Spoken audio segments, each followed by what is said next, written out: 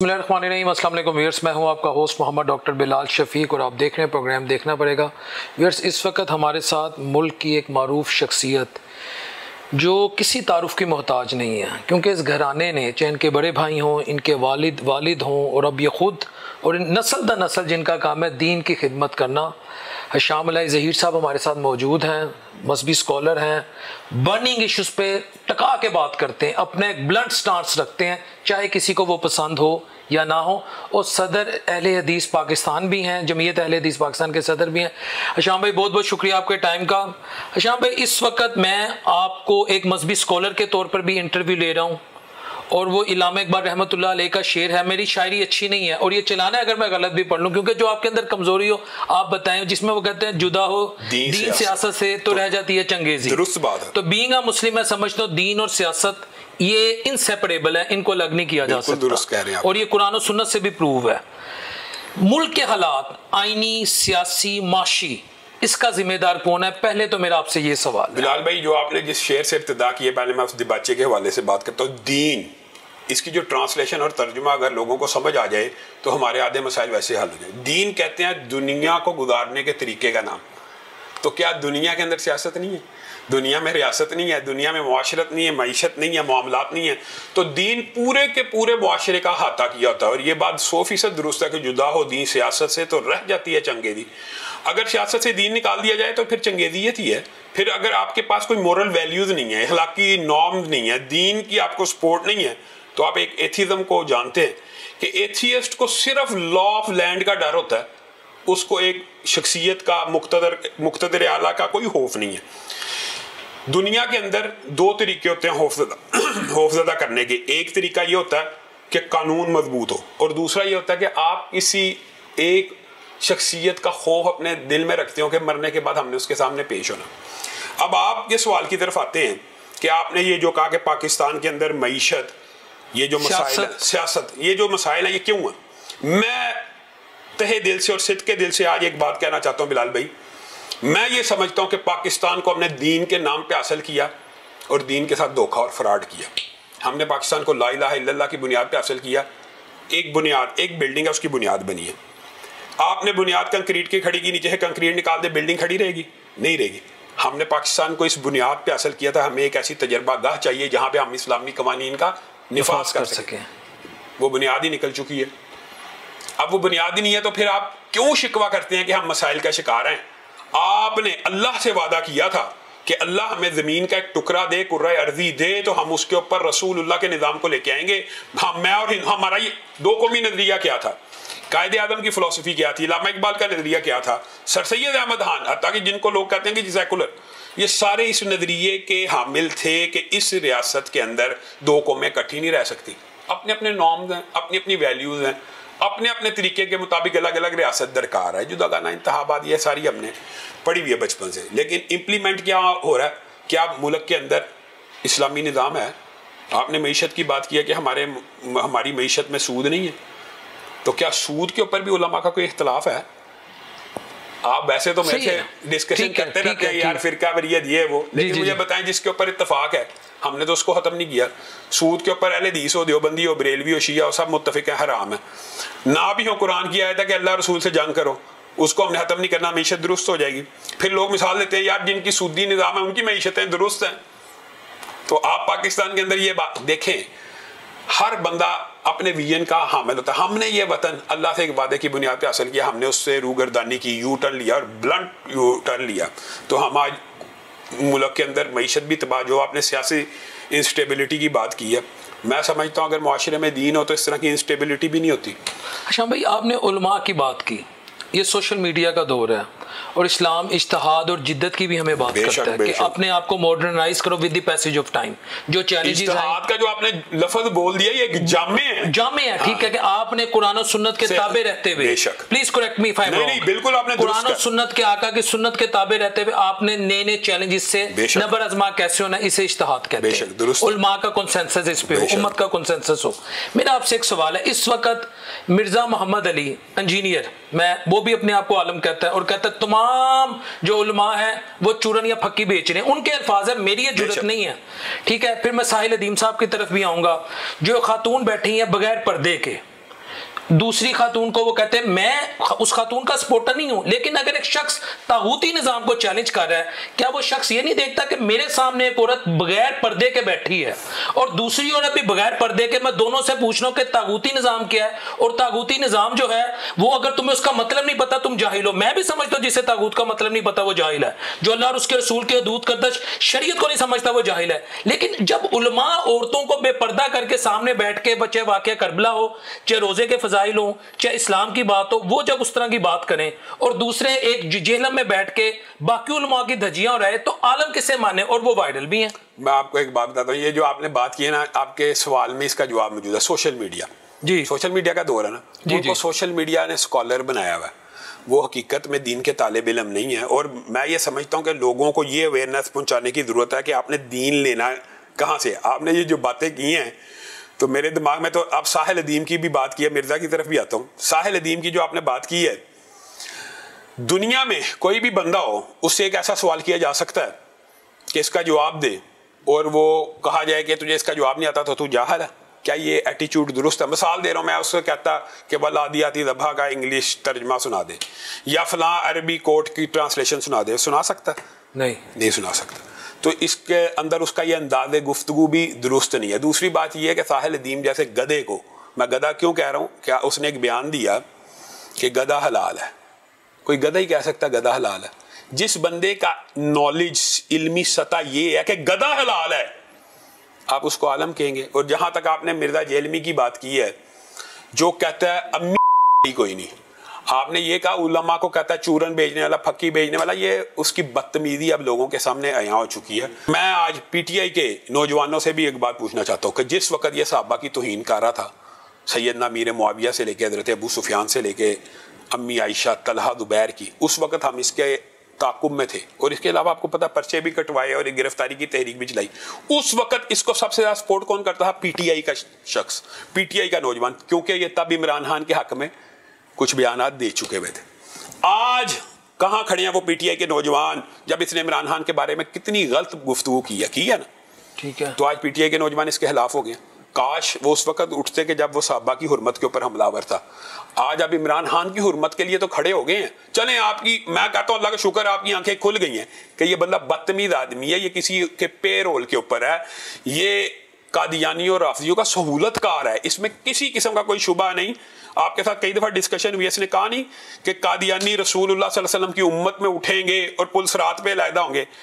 और वो भी आपने इसका डायलॉग सुना होगा कि कादियानी उनसे तो बेहतर ही है ना, अहले किताब से तो बेहतर ही है ना, अहले किताब से बेहतर है, बिल्कुल इन्होंने इसने कहा था। इन्ना लिल्लाहि व इन्ना इलैहि, अहले किताब बेहतर हैं।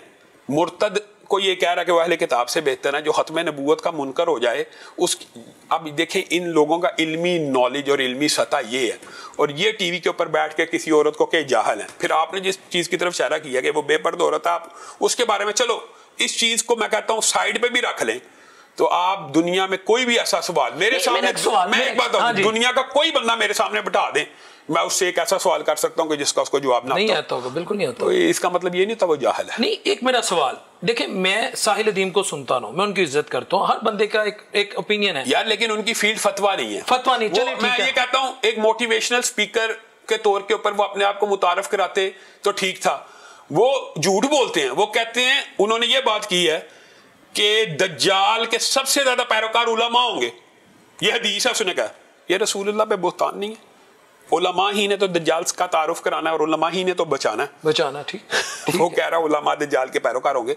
तो गोया जिसकी साइकोलॉजी, अच्छा वो सूरत कहफ से एक्स्ट्रा टेरिटोरियल जिंदगी और इंटरप्लानिटरी सफर और इस तरह की बातें अहज करके नौजवान नस्ल को अपनी तरफ अट्रैक्ट करता है। अल्लाह के बंदे, जो कुरान और सुन्नत से साबित है कि इंसान इस सियारे की मखलूक ही नहीं है, तो इससे आगे क्या बात है? हमें अल्लाह रब्बुल इज़्ज़त ने इस जमीन पे पैदा ही नहीं किया, जन्नत में आदम पैदा हुआ, जी समझ, इस जमीन से पैदा किया, लेकिन इस जमीन के लिए पैदा नहीं किया। हमारी बात किसी और जगह से है, तो यही काफी है।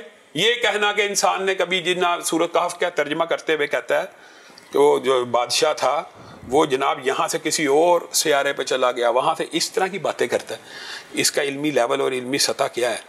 जब आपको कुरान और सुन्नत से यह बात साबित है कि रसूलुल्लाह सल्लल्लाहु अलैहि वसल्लम ने सफरे में राज किया है, तो जो बातें मुस्तनद साबित है उनकी तरफ आप तवज्जो नहीं कराते। अगर आपने ग्लैमराइज ही करना किसी चीज़ को, तो सफर मिराज को करे कि वो एक्चुअल सफर है कि रसूलुल्लाह सल्लल्लाहु अलैहि वसल्लम 7वां आसमान भी पार कर गए हैं, तो ये तो एक्चुअल है। हजरत आदम 7वें आसमान से नीचे। मेरे 2 सवाल हैं। एक सवाल, मैं अपने इलाके में पुराने शहर से मेरा ताल्लुक है, बुजुर्गों की एक अपनी सोच है और बुजुर्गों की सोच मैटर करती है। बेशक उनकी सोच ठीक है, चाहे वो उलमा ना हो। रसूलुल्लाह सल्लल्लाहु अलैहि वसल्लम और हदीस बाद इस चीज की तरफ इशारा करती है कि आप बरकत बड़ों के साथ है। बड़ों के साथ है। एक बुजुर्ग ने मुझे सवाल किया, उसने कहा पुत्र तू मीडिया ते काम करना है, शाम ਨੂੰ ਸਾਡੇ ਉਲਮਾ ਆ ਜਾਂਦੇ ਨੇ, ਸਾਹਮਣੇ ਕੁੜੀ ਤਿਆਰ ਹੋ ਕੇ ਬਹਿ ਜਾਂਦੀ ਇੰਜ ਲੱਤ ਰੱਖ ਕੇ, ਸਰ ਤੇ ਉਹਦੇ ਦੁਪੱਟਾ ਨਹੀਂ ਹੁੰਦਾ, ਤੇ ਗੱਲ ਅੱਲਾ ਦੀ ਕਰਦੇ ਨੇ, ਅੰਮਾ ਆਇਸ਼ਾ ਸਦੀਕਾ ਰਜ਼ੀ ਅੱਲਾਹ ਤਆਲਾ ਅਨਹਾ ਦੀ ਕਰਦੇ ਨੇ, ਬੀਬੀ ਫਾਤਮਾ ਰਜ਼ੀ ਅੱਲਾਹ ਤਆਲਾ ਅਨਹਾ ਦੀ ਕਰਦੇ ਨੇ, ਤੇ ਜਾਂ ਤੇ ਉਲਮਾ ਕਹਿਣਗੇ ਧੀਏ ਤੂੰ ਦੁਪੱਟਾ ਲੈ ਲੈ, या तो फिर वो इस महफिल से ना जाए, इस प्रोग्राम च ना जान।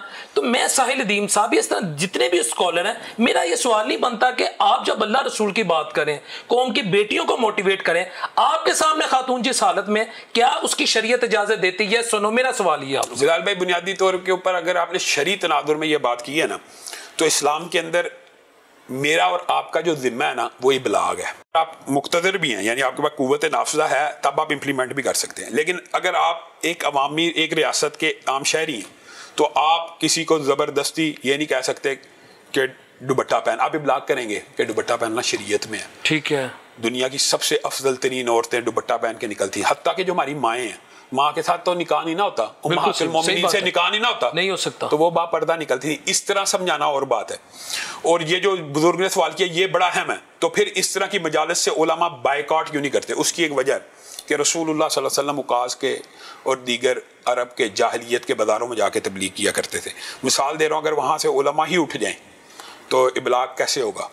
तो ये हाँ, इबलाग करते रहना चाहिए, एक फासला जो शरीया उसको बरकरार रखते रहना चाहिए। लेकिन ये कह देना कि इन प्रोग्रामों का सिरे से बाइकआउट कर देना चाहिए, फिर एक स्पेस पैदा हो जाएगी, तो कहीं किसी ने तो फिल करनी है, कोई आलम दीन को। ये तबलीग का एक पहलू लाजमी है।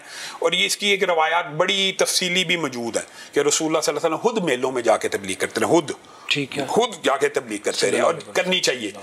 उनका औरतों का हक नहीं है उनको तबलीग की जाए, है ना? तो उनको किन्होंने करनी है? उनको भी तबलीग तो बज़ाहिर मर्दों ने करनी है। तो वो सारे अंबिया जो हैं मर्दों में से आए हैं। अब तो फेमिनिज्म की तहरीक है, वो तो बल्कि ये इतराज़ करती हैं कि कोई नबी या औरतों में से क्यों नहीं आई, यानी अल्लाह पे भी इतराज़ शुरू हो गए।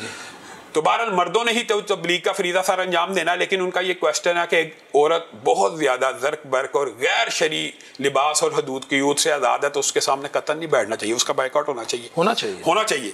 लेकिन एक किसी महज़ब ड्रेस में, काबिल कबूल ड्रेस में उसका इबलाग होना चाहिए कि आप बेहतर तरीके से आएँ, आप अपने आप को और कवर करें। मैं ये समझता हूँ कि ये तरीक़ेकार ज़्यादा बेहतर है। लेकिन अगर कोई बाइकआउट करना चाहे उसके ऊपर हम कोई इतराज़ नहीं कर सकते, नहीं किया जा सकता, नहीं, बल्कि वो बेहतर है। अच्छा, रज़ा अली इंजीनियर साहब का एक बयान जो है कि अगर खान साहब बच गए, जिंदा रहे, तो स्टेबिलिटी नहीं आएगी।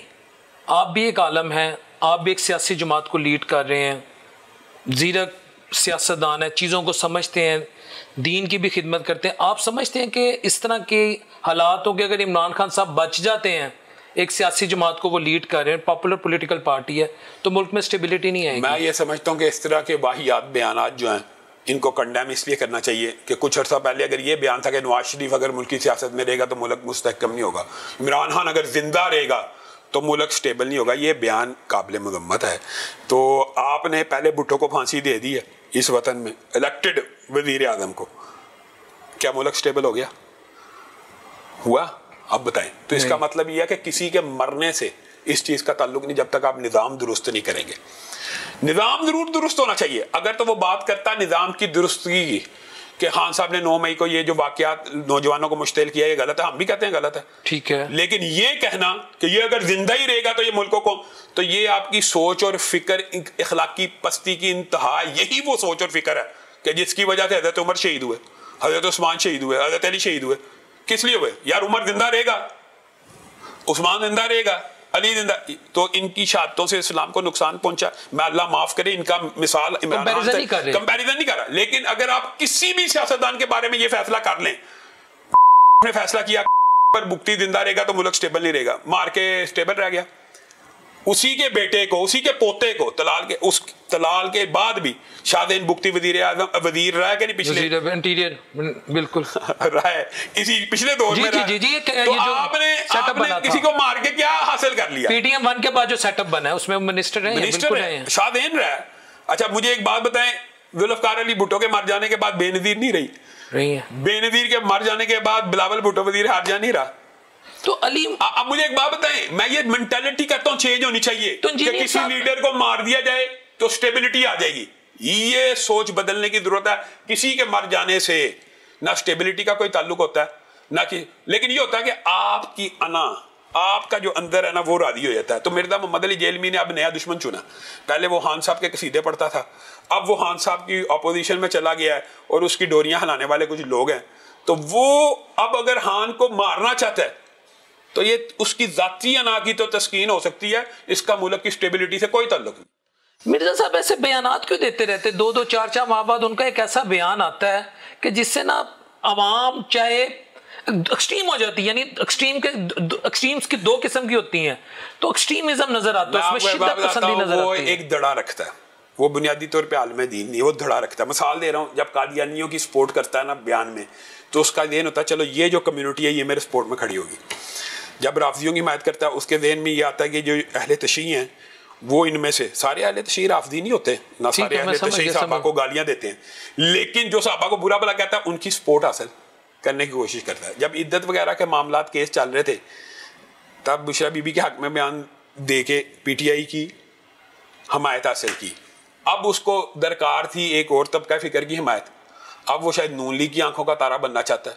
एक धड़ा रखना पड़ता है, तो उसकी सारी दीनी काविश भी इसी धड़े बंदी का शिकार है, जिसने हर दूसरे दिन अपने बयान से रुजू कर लेना, हर दूसरे दिन यू टर्न ले लेना, कभी अहले हदीसों के खिलाफ, कभी देवबंदियों के खिलाफ, कभी बरेलवियों के खिलाफ, कभी कहेगा यार एंजते नाना को ये तो सबसे बेहतर है, एक दिन कह रहा होगा अहले हदीस सबसे, अगले दिन कहेगा ये तो अनदर नाक की मैं पान देता है। कंफ्यूज्ड पर्सनालिटी है, उसको डिसऑर्डर या बाइपोलर डिसऑर्डर का शिकार है वो। बहुत देखें मौकफ होता है, शरीयत तो एक है ना, शरीयत में मौकफ बदलता है नहीं। आप 10 साल पहले आए, हाँ कुछ मसाइल होते हैं जिनमें बंदा रुजू कर लेता है, ठीक है, लेकिन जो अकीदे के मसाइल होते हैं फंडामेंटल्स नहीं होते। सही बात, ये बात जो आपने की है, फंडामेंटल्स बदलते हैं, इसके तो फंडामेंटल्स बदल जाते हैं। इसने उम्मत के अंदर वो बातें की हैं। अब ये जो बात है ये कोई आम छोटी बात नहीं है कि कादियानी रसूलुल्लाह की उम्मत में से उठेंगे, ये कोई छोटी बात नहीं है, ये इतना बड़ा ब्लंडर है कि अगर इसका इहतसाब किया जाए तो ये तो आइन के भी खिलाफ है, पाकिस्तान के आइन के भी खिलाफ है, वो गैर मुस्लिम है। और यानी रसूलुल्लाह की अगर उम्मत में से ही उठना, तो हमने उनको गैर मुस्लिम करार देने की इतनी जो तहरीक चलाई है वो कहाँ पे गई है? वो कहता पुल सिरात पे जाके लग होंगे। तो ये मुसैलमा कज़्ज़ाब के अलावा रसूलुल्लाह सल्लल्लाहु अलैहि वसल्लम ने क्यों जंगे लड़ी साहबा ने? मुसैलमा कज़्ज़ाब का अबू बकर सिद्दीक डट गए थे, बिल्कुल। तो डटे भी किस बंदे के अलावा? ये अगर इसकी लॉजिक मान ली जाए, वो तो अशहदु अन्ना मुहम्मद रसूलुल्लाह पढ़ता था, मुसैलमा कज़्ज़ाब वो तो अज़ान में ये पढ़ता था, तो उसके खिलाफ साहबा ने जिहाद किया और तहकीक किया। तो ये तो कहता है कि ये कलमा गो है, इसलिए जी उनका कलमा कोई लग नहीं है, वो भी रसूलुल्लाह की उम्मत से उठेंगे। तो ये एक बहुत बड़ा ब्लंडर है।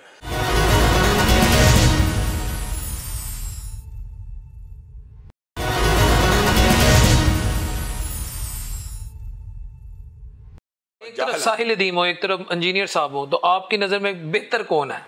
साहिल अदीम मिर्जा से बहुत बेहतर है, बेहतर है, जाहिरी बात है, वो तो उस लेवल का बदतमीज नहीं है, ठीक है, लेकिन शायद उनकी शिगिर्दी में हो जाए।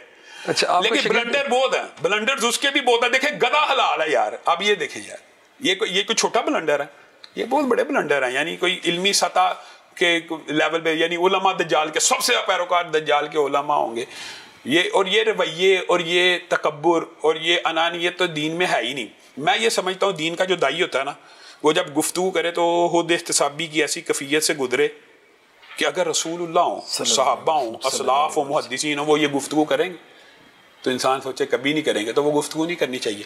तो साहिल अदीम साहब का जो रवैया है या मिर्जा जहलवी का जो एटीट्यूड है, ये दोनों का एटीट्यूड दुरुस्त नहीं है। और दूसरी बात ये है, हाँ, और दूसरी बात ये है, साहिल अदीम साहब के बारे में मुझे एक दो साथियों ने कंप्लेंट भी की है। मैंने वो प्रोग्राम तो नहीं देखे कि इसने टीवी वगैरह किसी टीवी के ऊपर बैठ के उलमा के साथ बड़ी बदजुबानी भी की है। तो उलमा तो यार अंबिया के बाद सबसे वारिस हैं, तो उनके साथ बदजुबानी करना इसको किसी सूरत देव नहीं देता। वो मिर्जा तो हर साहबा के बारे में भी कर लेता है, तो ये साहल अदीम साहब को भी अपना रवैया एटीट्यूड बदलने की जरूरत है। ठीक है। अच्छा सर, जरा पंजाब की सियासत पे आ जाते हैं। आपका भी लाहौर से ताल्लुक, मेरा भी, फिर पंजाब का लाहौर जो है दारुल खिलाफा है, कैसी चल रही है इस वक्त? जो एक खातून वजीर आला है, ठीक है, उस पर एक अल्लाह के नबी ने बात कर दी, मैं आपको उसको लेके नहीं जा नहीं, वो भी एक बात सही है, मतलब ये आप एक अच्छा आप सेटिस्फाई हैं कि आपकी वजीर आला खातून है? चलो मैं ये पूछ, अगर आप शरी पहलू देखें वो जायज नहीं है, वो तो जायज नहीं है। एक औरत की हुक्मरानी तो जायज नहीं है, लेकिन मिसाल दे रहा हूं कि अब उसने हुक्मरानी, अगर वो हुक्मरान बन गई है तो अब क्या हम उसकी कारकर्दगी से मुतमईन है? मैं ये समझता हूं कि उनकी कारकर्दगी कुछ भी नहीं है, वो तो एक हुक्मरान ऐसे समझ लें पपेट के तौर पे लग रही हैं। ज़ाहिर आप भी देख रहे हैं, हम भी लाहौर में बैठे होते हैं, उनका कौन सा विजन इंप्लीमेंट हुआ? सर कहती टिकटॉक बनाने में बहुत मेहनत कर रही है। नहीं, ये does it make a sense? मैं वैसे ही शामी में हकीकत है, मैं बड़ा सोचता हूं कि टिकटॉक और गवर्नेंस, मैं इंटरनेशनल रिलेशंस का स्टूडेंट हूं, पॉलिटिकल साइंस का स्टूडेंट हूं, इसमें मैं डॉक्टरेट की है। मैंने किसी किताब में, चाहे मौरख हो, यहूदी हो, सिख हो, ईसाई हो, पॉलिटिकल एनालिस्ट हो, पॉलिटिकल कोई जो मर्जी हो, मैंने किसी किताब में टिकटॉक का और गवर्नेंस का, टिकटॉक का उन्होंने ब्लॉग से लिया होगा ना, चले इसका भी मैंने कोई ऐसा पढ़ा, लेकिन वो बड़े फखर से कहती है, पीछे उस्मा कारदार साहिबा बड़े जोर जोर से डेस्क बजाती है, क्लैपिंग करती हैं कि टिकटॉक बनाने में मेहनत करनी पड़ती है। अब ये गवर्नेंस और टिकटॉक का कोई कनेक्शन है? मैं ये समझता हूं, मैं औरतों के जज्बात मजरूह नहीं करना चाहता, लेकिन यह हकीकत है कि औरत सिंफी तौर पे सेंसिटिव होती है, हसास होती है, इंतकामी होती है, गुस्से वाली ज़्यादा होती है। इसीलिए रसूलुल्लाह सल्लल्लाहु अलैहि वसल्लम ने इनको हेड ऑफ द स्टेट बनने से मना किया है, लेकिन प्रिंसिपल बनने से या डॉक्टर या नर्स बनने से मना नहीं किया, लेकिन हेड बनने से, किसी चीज़ की गवर्नेंस से मना किया, क्योंकि ये सलाहियत मर्दाना है। मैं किसी औरत को कंडेम फिर नहीं कर रहा, लेकिन हम ये समझते हैं कि मरियम नवाज साहिबा का आप देख लें, क्या उनकी तबीयत में वाकई हसासियत है कि नहीं? आप देखें सोशल मीडिया पे उनके खिलाफ कोई बंदा बयान दे दे तो उसके बारे में कैसे सेंसिटिव होती हैं, उसके साथ क्या मामला किया जाता है। हम तो लोरी हैं, हमें तो एक मैं तो उनका फैन हूं, मैं तो फैन हूं, लेकिन कहने का मतलब ये उनके जो एटीट्यूड है ना, ये दुरुस्त नहीं है। उनको वो वजीर आला बन गए, ये बहुत बड़ा मकाम है, ये बहुत बड़ा स्टेटस है। उनको इंतकामी सियासत से निकलना होगा, इस हसासियत से निकलना होगा। अब आप पूरे सूबे की हुक्मरान है, अब आप पीटीआई के नौजवानों की भी वजीर आला है, अब आप नून लीग के, आप एक मजहबी लोगों की भी वजीर आला है। तो अगर आप इस तरह खुद पोलराइजेशन करें कि फलां तबके को मैंने नीचे रखना, फलां को ऊपर रखना, ये आप जेब नहीं देता। उनको फराख दिली से, खुले दिल से गुड गवर्नेंस अगर वो चाहती हैं, उनका देन ये था कि वो शायद अपने चचा की तरह गुड गवर्नेंस करेंगी, और उस तरह मेरा गवर्नेंस और टिकटॉक का क्या ताल्लुक है? मैं ये आप बार बार इस सवाल पे, गवर्नेंस और टिकटॉक का आपस में कोई ताल्लुक नहीं। ये एक प्रोपेगेंडा टेक्निक है टिकटॉक, कि आप एक बैड गवर्नेंस को गुड गवर्नेंस दिखा सकते हैं, ये टेक्निक है, ये टेक्निक है ना, प्रोपेगेंडा तो है ना, ठीक है, ये प्रोपेगेंडा, ये ताल्लुक जरूर है, लेकिन वैसे गवर्नेंस का टिकटॉक, यानी कामयाब वजीर आला के लिए टिकटॉक पे मैं ये समझता हूँ इनसे बहुत बेहतर वजीर आला तो शहबाज शरीफ साहब थे, हालांकि इन्हीं की फैमिली के हैं ना, लेकिन उनकी गुड गवर्नेंस आपको कहीं नजर आती थी। एक सिमिलैरिटी है, ये भी पानी में चले जाती हैं, वो भी पानी में चले जाते हैं, सिर्फ बूटों का फर्क है, बूट नहीं पहनती वैसे वो इधर निस्बत रोड लाहौर में ग्वाल मंडी की लक्ष्मी वगैरह। लेकिन मैं ये समझता हूँ शहबाज शरीफ ने फिर भी लाहौर को बहुत ज्यादा डिलीवर भी किया है, ठीक है, लाहौरियों को डिलीवर किया, उसने डिलीवर किया, लेकिन ये उसमें भी नाकाम है, अभी तक तो नाकाम है, हो सकता है शायद कामयाब हो जाए। अभी तक मैं तो ये हकीकत, अगर मेरे दिल की बात पूछे ना, मुझे तो ये लगता ही नहीं कि इनके पास गवर्नेंस वाकई अवाम की भलाई चाहती है, तो इनको अपना ये एटीट्यूड और रवैया नरमी लानी चाहिए होगी, हसासियत से निकलना होगा। ये जी फलां ने मुझे फलां वक्त में ये कह दिया था, उस चीज़ को मूव ऑन करना पड़ेगा, तो फिर ये गुड गवर्नेंस शायद कर लें। अभी तक आपको इनके 100 दिन या 120-25 दिन को अभी तक तो आप अवाम से पूछ ले यार मेरी क्या राय लेनी है। मैं तो खुद आपको पता है इमरान खान की अपोजिशन था, जी। अब लोग मुझसे सवाल करते हैं तुसी अपनी मर्जी से हुकूमत ले आके किन्ना को मुतमईन है।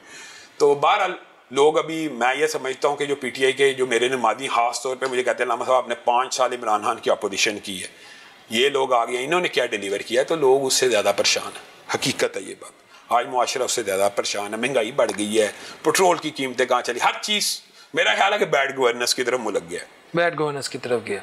अच्छा, शहबाज शरीफ बतौर वजीर आला पंजाब और अब शहबाज शरीफ PDM 1 PDM 2 वजीर आज़म पाकिस्तान, क्या डिफरेंस है? बहुत ज़्यादा डिफरेंस है। शहबाज शरीफ जब वजीर आला पंजाब थे वो ऑल इन ऑल था, और उसके पास गवर्नेंस थी। यानी गवर्नेंस के लिए ये भी तो चीज होनी चाहिए ना कि जो मैं चाहता हूं वो इंप्लीमेंट हो जाए। मरियम नवाज साहबा के पास ये भी नहीं है। अब शहबाज शरीफ साहब जो मुल्क में है ना, उनकी हैसियत भी एक डमी जैसी बिज़ाहिर मालूम हो रही है। जो मरियम नवाज साहिबा की पंजाब में है वही उनकी पाकिस्तान में है।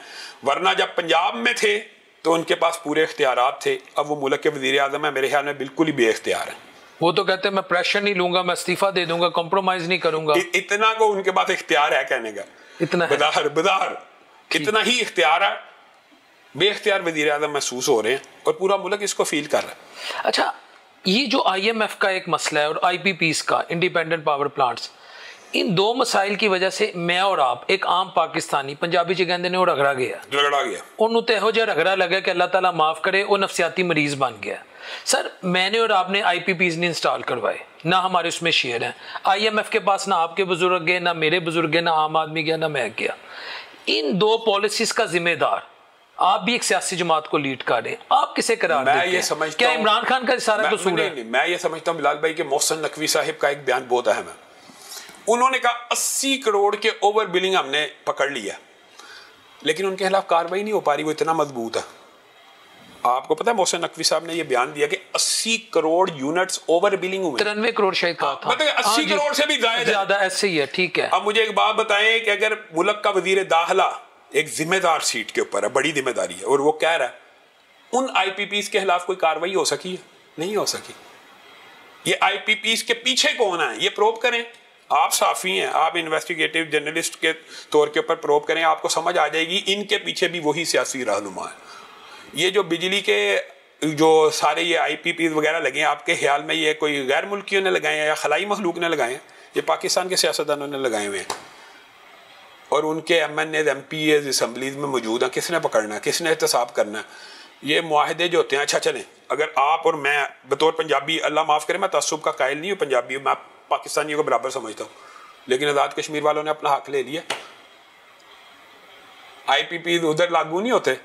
उन्होंने तो यूनिट इतना नीचे गिरवा के पूरी एहतजाज मुल्क में करके गिरवा लिया है। तो हम थोड़े से बेहिस भी हैं। पंजाब की आवाम भी अगर जागें तो यूनिट सस्ता हो सकता है। बिजली के बिलों के खिलाफ देखें, रियासत के खिलाफ तलवार उठाना, रियासत के खिलाफ गन उठाना ये तो जायज़ नहीं है, लेकिन रियासत के खिलाफ एहतजाज करना तो जायज़ है ना। अपने हक के लिए तो अपने हक के लिए आवाज़ उठाना जायज़ है। कोई चक्कर ही नहीं है। ये जो आप बात करते हैं ना, ये IMF के मुआहदे या IPPs, कोई चक्कर नहीं है। अगर ये होता तो आज़ाद कश्मीर में कैसे हुकूमत ने डायलॉग किए? आज़ाद कश्मीर में डायलॉग कामयाब हुए तो पाकिस्तान पंजाब के अंदर भी कामयाब हो जाएंगे। अगर आप मुअस्सर एहतजाज करेंगे तो बिजली की कीमतें गिर जाएंगी, गिर सकती हैं। लेकिन अगर आपने करना ही नहीं है, और मोहसिन नकवी साहब ने भी सिर्फ बयान देना कि 80 करोड़ ओवर बिलिंग है और बाद में, और ये ओवर बिलिंग हो रही है, ये आप हर पाकिस्तानी से पूछ सकते हैं, ओवर बिलिंग हो रही है। 100 यूनिट 200 यूनिट ओवर, आम एक औसत के हिसाब से लगा लें तो 80 करोड़ यूनिट ओवर डाल के, यानी ये जितने की बेच रहे हैं, एक तो वो महंगा और दूसरा ये कि उससे भी ओवर बिलिंग करके ये अरबों रुपए का खा रहे हैं फंड। तो ये हुकूमत को चाहिए इससे बेहतर। ये मुझे एक बात बताएं, प्राइवेटाइजेशन क्यों की जाती है? इसलिए की जाती है कि हुकूमत का काम, रियासत का काम कमाई करना नहीं है ना, इसीलिए की जाती है ना कि प्राइवेट इदारे चलाएं और आवाम को सहूलतें दें। लेकिन हम ये समझते हैं कि ये प्राइवेटाइजेशन ने तो मुल्क का बेड़ा गर्क कर दिया। ये तो उससे भी महंगी देना शुरू हो गया। प्राइवेटाइज इसलिए किया जाता है कि हुकूमत ज्यादा प्रॉफिट मांगती है, प्राइवेट लोग कम प्रॉफिट में मान जाते हैं। ठीक है, लेकिन ये पाकिस्तान में उल्टी चाल चल गई कि प्राइवेटाइजेशन तो उल्टा हमारे लिए नुकसानदेह साबित होना शुरू हो गई है। तो बहरहाल ये है एक बड़ी लंबी डिबेट। आज अभी इस वक्त एक डिबेट चल रही है मखसूस नशिस्तों के हवाले से, जो सुप्रीम कोर्ट का फैसला आया है PTI के हक में है। मरियम नवाज शरीफ साहिबा उस पर काफ़ी ज़्यादा सीख पाए हैं। वो कहती हैं कि होश के नाखून लो, ये ऐसे शख्स को लाना चाह रहे हैं जो कौमी मुजरम हैं। जजिस को भी, वो किनको कहना चाह रही हैं? वो जजिस को कह रही हैं, सुप्रीम कोर्ट के जजिस को। तो क्या एक खातून जिसने आइन की कोई किताब हलफ लिया और उन्होंने आइन पे कोई ऐसी बुक भी ना लिखी हो, उनकी कोई ऐसे लॉ की प्रैक्टिस भी ना हो, कोई उनका बैकग्राउंड भी ना हो, और वो इस तरह के बयानात दें, तो आपकी सियासी जमात समझती है कि सुप्रीम कोर्ट के जो जजेस हैं उनको मरियम नवाज शरीफ साहिबा से डिक्टेशन लेनी चाहिए? मैं ये समझता हूँ कि सुप्रीम कोर्ट के जजेस को किसी मामले में डिक्टेट नहीं करना चाहिए सिवाय शरीयत के। मसलन उनकी स्पेशलाइजेशन शरीयत नहीं है, अगर वो उसकी इंटरप्रिटेशन में कुछ लूज बॉल खेल जाते हैं वो उलमा से रहनुमाई लें। लेकिन अगर आप ये समझते हैं कि कानून और आइन की तशरीहात में भी उन्होंने इंटरप्रिटेशन सियासतदानों से लेनी है, तो ये दुरुस्त नहीं। फिर सियासतदानों का काम है कि असम्बली में कानून साजी करें, सियासतदान के पास अपना प्लेटफॉर्म मुकन्ना का मौजूद है ना, वो असम्बली में कानून साजी करे। और सुप्रीम कोर्ट के जजेस के ऊपर अगर आप ये डिक्टेशन चलाए कि मेरी मर्जी के मुताबिक फैसला हो, ये तो दुनिया के मुहद्दब मुआशरों में जायज़ ही बात नहीं है। मैं खुद अपोजिशन हूँ, लेकिन खान साहब के हक में अगर सुप्रीम कोर्ट के बेंच ने अक्सरियती फैसला दिया, हम क्या कर सकते हैं? तो मैं समझता हूँ कि ये जजेस को हक हासिल है कि वो मेरिट के ऊपर फैसला करें, जो फैसला करें उसको मिनवान तस्लीम कर लेना चाहिए। मैं तो इससे भी आगे बात करूँ, मेरा जाती राय अगर जाती पूछे, वरना मुल्क के हालात के मुताबिक तो जाहिर है मैं भी बयान दे सकता हूँ कि स्टेबिलिटी इन जत्थों के साथ नहीं आती, लेकिन मैं कहता हूँ अगर पाकिस्तान की रियासत ने, मिसाल दे रहा हूँ, एक गलत बंदे को चुन लिया, मिसाल देता हूँ, तो आपने जमहूरी निज़ाम बनाया ना, तो उनको चुनने दें, उनको भुगतने दें। अगर आपने सिस्टम ही ये बनाया कि आपने जमहूरी सिस्टम वोटिंग का रखा है, तो एक शख्स को चुन लिया तो उसको दे देना चाहिए था इख्तियार। मैं एक अपना जाती, ठीक है, आप सिस्टम को सामने रख के बात कर रहे हैं, तो ताकि भुगते। आप कहते हैं वो बड़ा गलत बंदा, तो आवाम को भुगतना दे। आप जो अच्छे बंदे लेके आए हैं, उन्होंने महंगाई को कंट्रोल कर लिया, नहीं किया सर? नहीं, गवर्नमेंट तो कह रही है हमने महंगाई कंट्रोल कर ली है, वो तो इसमें वो कहते हैं 38 से 11 से मुझे उम्मीद है कि आवाज आ जाएगी 2% पे आ गई सिंगल डिजिट में। डॉलर कहां पे चला गया 150 से? यार 150 में कितना बुरा लगता था, और हकीकत में लगता था 100 के बाद जब 125 से 180 तक गया था, पाकिस्तानी अवाम खड़ी हो गई थी तो और ये एहतजाज कर रहे थे, कभी हमजा साहब निकल रहे थे, कभी $280 है और बिल्कुल बेहिसी है। और यार ये क्या पाकिस्तान के पैसे के साथ क्या यार सलूक किया इन्होंने, ये मुजरम है, मतलब मईशत को तबाह करने के मुजरम है यार ये सारे सियासतदान।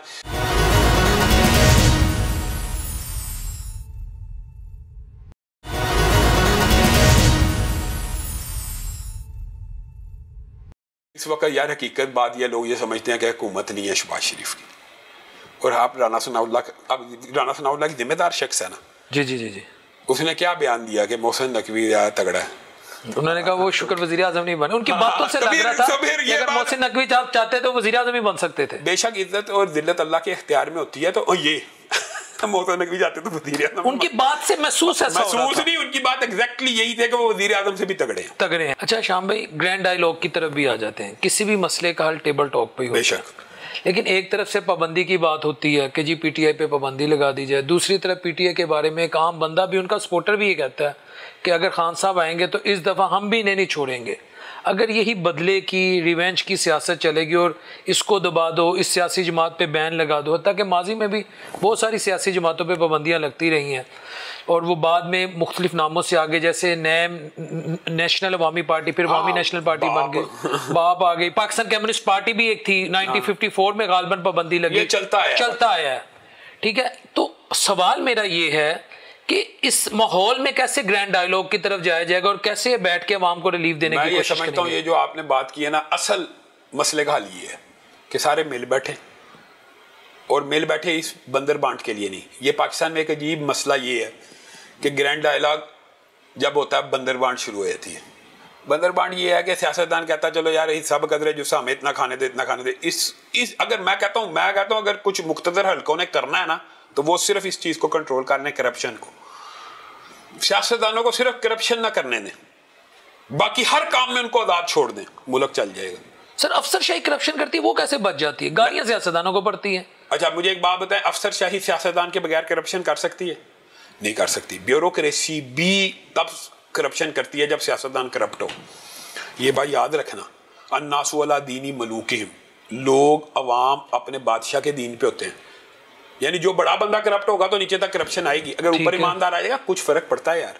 तो कुछ फर्क डालने के लिए ग्रैंड डायलॉग का मतलब ये नहीं होता। ग्रैंड डायलॉग हम जब मादी में सुनते हैं, ग्रैंड डायलॉग हुए, सिंध उसको दे दो, केपी के उसको दे दो, ये डायलॉग नहीं है।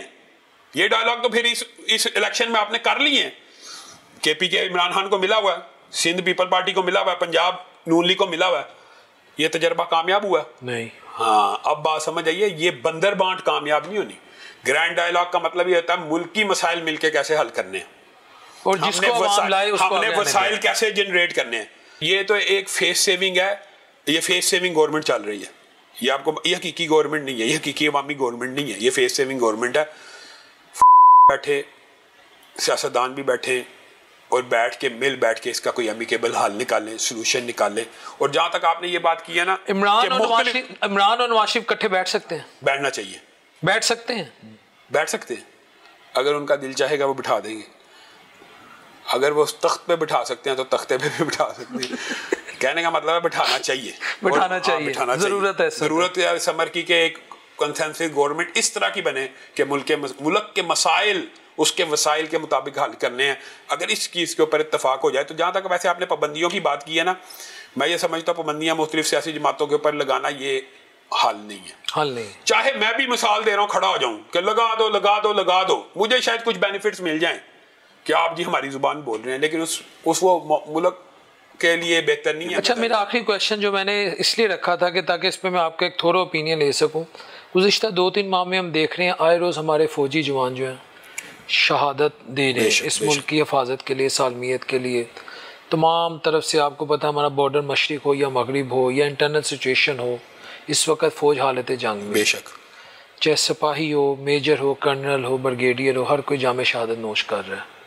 लेकिन बदकिस्मती से आज हमारे सोशल मीडिया पे, मैं किसी का नाम नहीं लेता, हो सकता है कि मेरी भी एक सियासी अप्रोच हो, मैं भी सियासी तौर पे एक नज़रिया रखता हूँ, लेकिन आपको नहीं लगता कि हमें कम से कम जब फौज की बात है, शोहदा की बात आए, उन नौजवानों की बात है जिन्होंने अपनी 2-2 साल पहले उनकी शादी हुई हैं, 2-2 साल के उनके बच्चे हैं, मैं खुद ऐसे घरों में गया हूँ, जब हम ऐसे शोहदा को देखें हम कहें यार मैं पीटीआई का हूँ, मैं नून का हूँ, मैं पीपीपी का हूँ, मैं जमात अहले हदीस का, मैं जिसका भी, लेकिन उससे पहले मैं अपने इस फौजी का हूँ जिसने मेरी हुर्मत के लिए, मेरे घर की चारदीवारी की हिफाजत के लिए, मेरे बच्चों को दहशतगर्दाना यानी दहशतगर्दों की कार्रवाई से बचाने के लिए यार वो हज़ारों मन मट्टी तले लेट गया, मुझे उसके साथ खड़ा होना चाहिए। मैं उधर भी नीचे वो कार्टून बना रहा होता हूँ, हंस रहा होता हूँ, फौजी शहीद हो गए, यकीन करें खुदा की कसम सोशल मीडिया पे मैं इस तरह के बेशरम और लोग देखता हूँ। इनके लिए शरीयत क्या कहती है जो शोहदा का मजाक? आपको एक बात बताता हूँ, चाहे वो किसी भी पार्टी का हो, किसी शहीद का तमस्खुर उड़ाना, किसी फौजी जवान का जो महाज के ऊपर जंग करते हुए शहीद हुआ, जो आप कह रहे हैं ये मैंने भी देखे, किसी भी फौजी जवान की शहादत पे खुशी मनाने वाला मुल्क कौम का गद्दार है, और सिर्फ मुल्क कौम का नहीं है, वो दीन और शरीयत का भी गद्दार है। क्योंकि पाकिस्तान एक इस्लामी नजरियाती रियासत है, ये सिर्फ हमारी सरहदों के मुहाफिज नहीं है, और सरहदों की हिफाजत के लिए भी रसूलुल्लाह की हदीस है कि जिसने सिर्फ सरहद का पहरा दिया उस आग के ऊपर जहन्नुम की आग हराम है। ये सही हदीस है और ये इस्लामी रियासत है, इसका दिफा करने वाले 100% शहीद हैं, और उन शहीदों का मजाक उड़ाने वाले, तमस्खुर उड़ाने वाले मुल्क के भी गद्दार हैं, दीन और शरीयत के भी गद्दार हैं। ऐसे अनासिर को प्रोप करना चाहिए। ये है वो शरपसंद। ये जो आपने बात की है ना, ये दुख होता है जब भी कोई पाकिस्तान का फौजी जवान शहीद होता है, उसका मजाक उड़ाया जाता है। हाँ, दुख होता है।